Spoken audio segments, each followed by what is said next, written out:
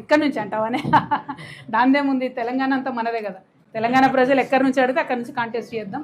అయితే నేను తెలంగాణకు ఆడబిడ్డను బిడ్డనైనా కూడా నిజామాబాద్ కోడలు కాబట్టి కోడలకి ఇంటి బాధ్యత ఎక్కువ ఉంటుంది.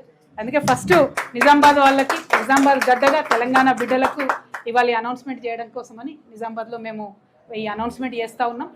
పోటీ అనేది పార్టీ ఏర్పడిన తర్వాత కూర్చొని డెసిషన్ తీసుకుందాం. Party will decide. बीआरएस की कैडर पूरा हमारे साथ ही है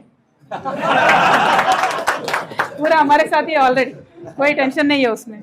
అంటే ప్రధానంగా ఒకటండి, ఇప్పటి వరకు ఒక 20 years నుంచి నేను పాలిటిక్స్లో ఉన్నటువంటి ఎక్స్పీరియన్స్లో నేను ఇక్కడ ఎంపీగా గెలవక ముందు, అంటే అప్పటికి నాకు గ్రామ పంచాయతీ మెంబర్గా కూడా చేయలేను. నేను ఎంపీగా గెలవక ముందు ఒక వాగ్దానం ఇచ్చిన, నేను Nizamabad Peddapalli railway line finish చేస్తాను వాగ్దానం ఇచ్చిన. అప్పటికే అది 25 సంవత్సరాల నుంచి పెండింగ్ ఉండేది. అందరు నవ్విండ్రు, 25 ఏళ్ళకి వెళ్ళి కాలేదు, పెద్ద పెద్దోళ్ళు ఎంపీ ఉన్నప్పుడు కాలేదు, నీతో అవుతుంది అన్నారు. జస్ట్ 3.5 yearsలో చేసి చూపించిన నేను.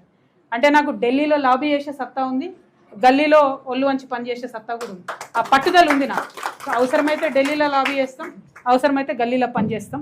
ఖచ్చితంగా మనం రాష్ట్రం అభివృద్ధి కోసం పనిచేస్తున్నామంటే దేశం అభివృద్ధి అనేది కూడా దాంట్లో ఆటోమేటిక్గా మిళితమై ఉంటుంది. కాబట్టి ఆ ఉన్న పాత ఎక్స్పీరియన్స్ని వాడుకుంటాం, ప్రజా సమస్యలు తీరుస్తాం.